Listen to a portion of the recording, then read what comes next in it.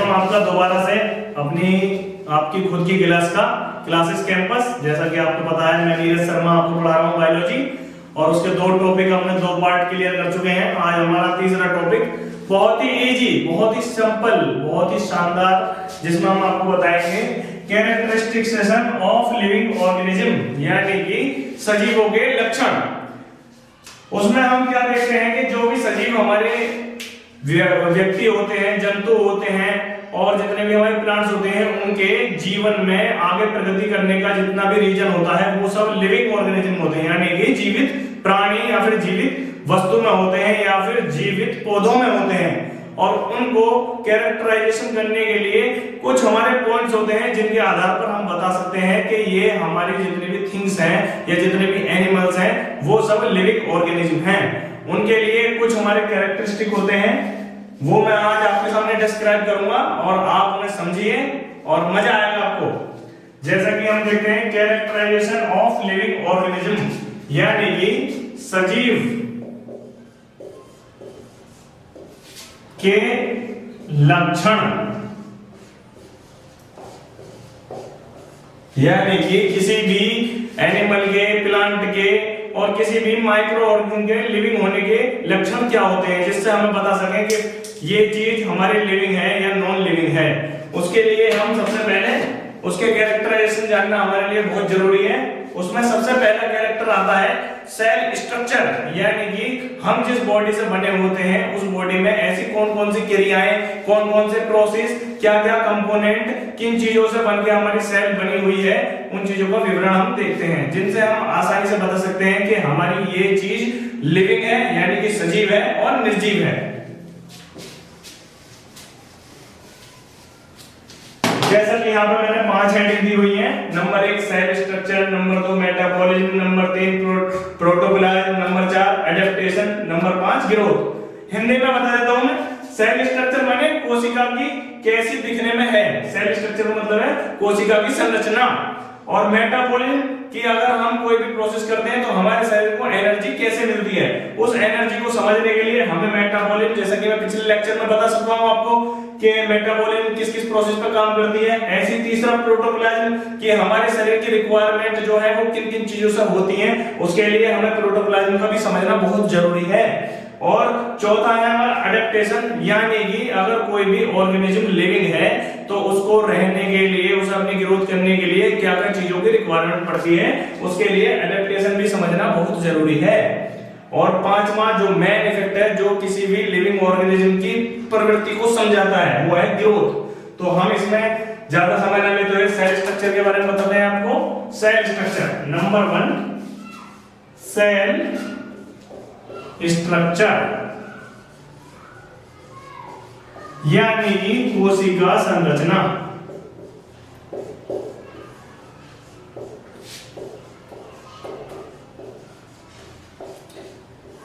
इस कोशिका संरचना के बारे में मैंने अपने पहले लेक्चर में आपको डायग्राम के सहित बताया था कि हमारी सेल स्ट्रक्चर में बहुत सारे कंपोनेंट्स होते हैं जो हमारी सेल के ग्रोथ करने में बहुत ही अहम भूमिका निभाते हैं।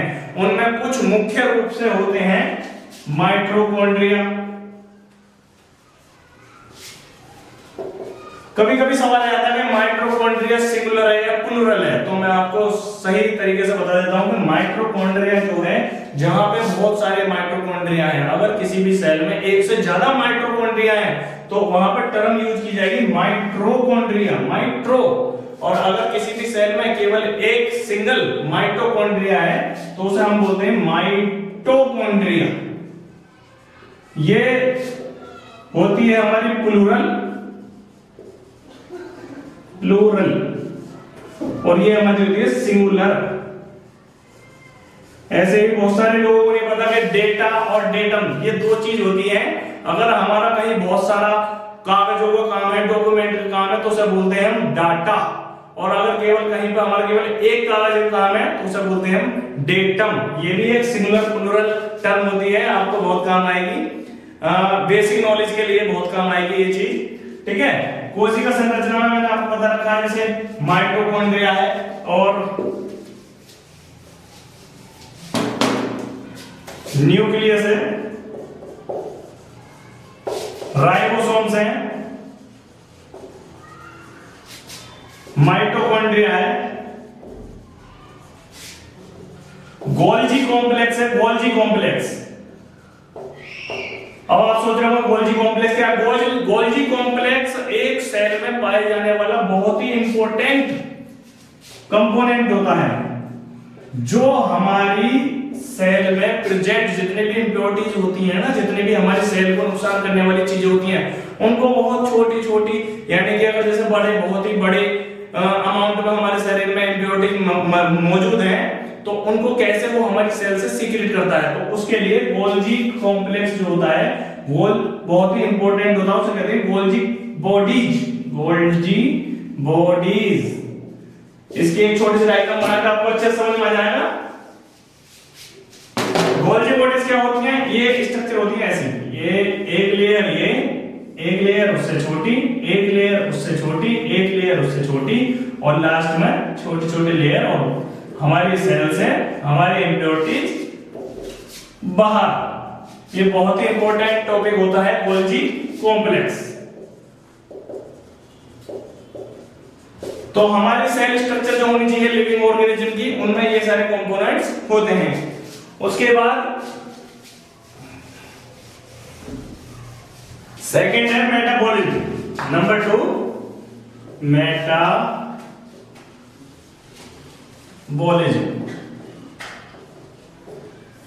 पिछले लेक्चर में हम इस मेटाबॉलिज्म के बारे में भी कंप्लीट बता चुके हैं कि मेटाबॉलिज्म क्या होता है, किस तरह से इसमें दो रिएक्शन होती हैं, एक कैटाबॉलिज्म, एक एनाबॉलिज्म।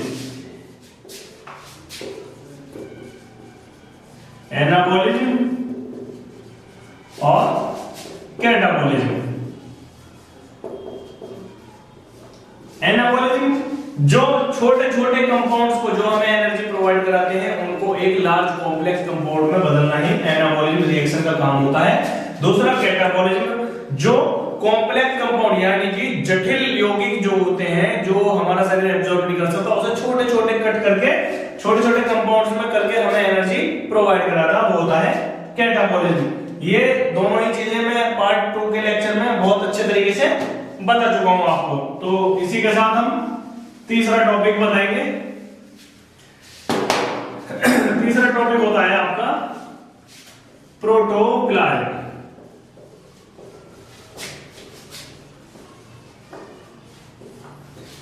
ये हमारे शरीर का, ये हमारी कोशिका का सबसे बहुत ही इंपॉर्टेंट कंपोनेंट होता है। इस प्रोटोप्लाज्म को बनाने के लिए एक न्यूक्लियोप्लाज्म की जरूरत होती है, दूसरा साइटोप्लाज्म की जरूरत होती है, साइटोप्लाज्म।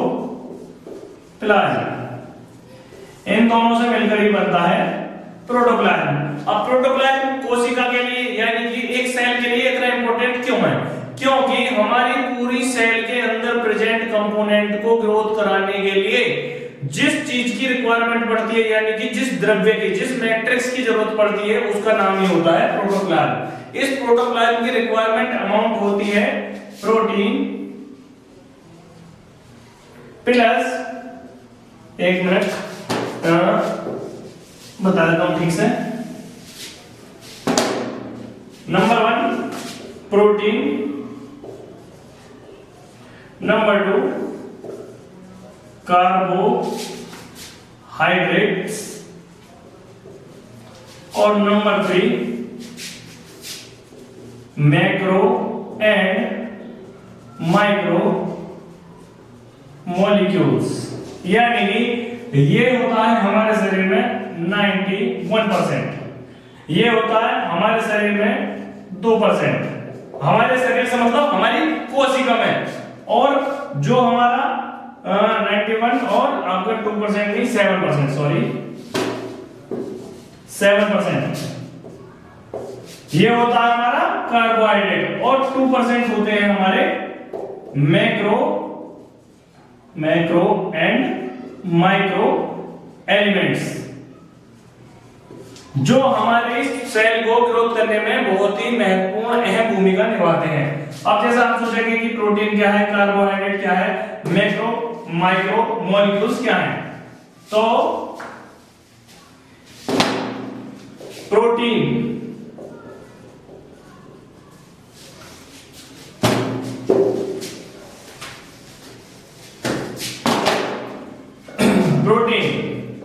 प्रोटीन क्या होती है हमारे शरीर में? अमीनो एसिड की एक श्रृंखला होती है। अमीनो एसिड वो कंपाउंड्स होते हैं जो किसी भी प्रोटीन को बनाने के लिए अपनी श्रृंखला बनाते हैं, और अमीनो एसिड की श्रृंखला के जुड़ने से ही हमारा प्रोटीन बनता है। हमारा अमीनो एसिड जो होता है, हमारे शरीर में 20 तरह के 20 टाइप्स के मैजिकल अमीनो एसिड्स पाए जाते हैं जो हमारे लिए इसेंशियल होते हैं। यानी कि इसेंशियल का मतलब जो हमारे शरीर के लिए रिक्वायर्ड होते हैं, उन अमीनो एसिड से ही हमारा प्रोटीन बनता है। प्रोटीन दो तरह की होती है, एक ग्लोबुलर प्रोटीन, ग्लोबुलर, और नंबर 2 लीनियर। इन दोनों का विभाजन हमारी कोशिका की स्ट्रक्चर पर डिपेंड करता है कि हमारी स्ट्रक्चर जो है वो ग्लोबुलर है या फिर लीनियर है, यानी कि दानेदार है या फिर रेखाकृत है। यही हमारा दो तरह का प्रोटीन होता है, और हमारे लिविंग ऑर्गेनिज्म में प्रोटीन का बहुत ही महत्वपूर्ण काम होता है, इसलिए इसका अमाउंट 92% होता है। और इसी के साथ प्रोटोप्लाज्म खत्म होता है। ये प्रोटोप्लाज्म की बेसिक नॉलेज है जिसके बारे में हमें पता होना चाहिए। प्रोटोप्लाज्म जो होता है उसमें 92% प्रोटीन और अदर कार्बोहाइड्रेट एंड मैक्रो और माइक्रो मॉलिक्यूल्स और कंपोनेंट्स होते हैं। अब कार्बोहाइड्रेट क्या होता है? कार्बोहाइड्रेट हमारे शरीर में, हमारे शरीर को एनर्जी प्रोवाइड करने के लिए कार्बोहाइड्रेट की रिक्वायरमेंट होती है, जो कार्बोहाइड्रेट डिफरेंट प्रोडक्ट्स में टूटता है। कार्बोहाइड्रेट बेसिकली होते हैं हमारे ग्लूकोज मॉलिक्यूल्स। ग्लूकोज मॉलिक्यूल्स की जो एक चेन होती है, उस चेन को हम बोलते हैं कार्बोहाइड्रेट, और उस ग्लूकोज मॉलिक्यूल से ही हमें एनर्जी मिलती है। ग्लूकोज मॉलिक्यूल का डिग्रेडेशन, यानी ग्लूकोज का एक स्टेप से दूसरे स्टेप पे जाने के लिए एनर्जी का रिड्यूस हमारे शरीर को एनर्जी प्रोवाइड कराता है, वो फंक्शन होता है कार्बोहाइड्रेट का। और मैक्रो माइक्रो मॉलिक्यूल्स का मतलब, मैक्रो और माइक्रो मॉलिक्यूल्स जो होते हैं हमारे शरीर में प्रेजेंट एलिमेंट्स होते हैं, जैसे कि सोडियम, पोटेशियम, ईटीसी, कॉपर हुआ, जो हमें हरी सब्जियों से प्रोवाइड होते हैं। और हमारा चौथा आता है एडेप्टेशन, यानी कि अनुकूलता।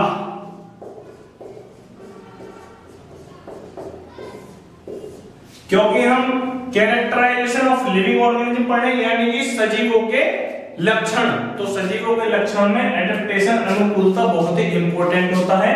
इस एडेप्टेशन से हम क्या समझते हैं? इस एडेप्टेशन से हम समझते हैं कि अगर कोई भी हमारे पास लिविंग ऑर्गेनिज्म है तो उसको जीवित रहने के लिए, उसे अपनी ग्रोथ करने के लिए, उसको अपने अंदर क्रियाएं करने के लिए, एक रहने के लिए परमानेंट टेम्परेचर चाहिए जो उसकी बॉडी को ग्रोथ करा सके, और क्या कहते हैं कि उसे जीने में मदद कर सके, चाहे वो एनिमल हो या प्लांट हो। उसके लिए अडेप्टेशन बहुत जरूरी होता है। अब अडेप्टेशन में आता क्या है? अडेप्टेशन यानी अनुकूलता में उसके रहने का स्थान, अगर वो प्लांट है तो उस प्लांट को कहां पे ग्रोथ करना है। ये नहीं कि वहां पे ज्यादा गंदगी है तो वहां प्लांट ग्रोथ नहीं कर पाएगा, वहां पे एनिमल भी ग्रोथ नहीं कर पाएगा। तो उसके लिए अडेप्टेशन एक बहुत ही इंपॉर्टेंट कंपोनेंट होता है। इस अडेप्टेशन, अगर ये अडेप्टेशन किसी भी ऑर्गेनिज्म को ग्रोथ कराने के लिए सही है तो वहां पे हमारे लिविंग ऑर्गेनिज्म का अडेप्टेशन होगा, यानी वो आगे की ओर बढ़ेगा, वृद्धि करेगा, अदरवाइज वो नहीं करेगा। इसलिए लिविंग ऑर्गेनिज्म में हमारा कैरेक्टराइजेशन ऑफ लिविंग ऑर्गेनिज्म में अडेप्टेशन का भी बहुत ही महत्वपूर्ण चांस रहता है, और इस चांस के अकॉर्डिंग ही वो आगे अपनी प्रकृति को समर्पित करता है, जो भी हमारा प्लांट है। क्योंकि प्रकृति का मतलब है कि जो प्लांट है हमारे लिए बहुत बेनिफिशियल है, एनिमल्स के लिए बहुत बेनिफिशियल है, फूड के रिगार्डिंग बहुत बेनिफिशियल है। और इसके बाद हमारा जो आता है लास्ट में वो आता है growth. Number 5 growth.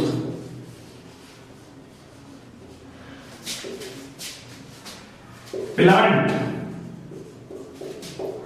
Animal, micro organism.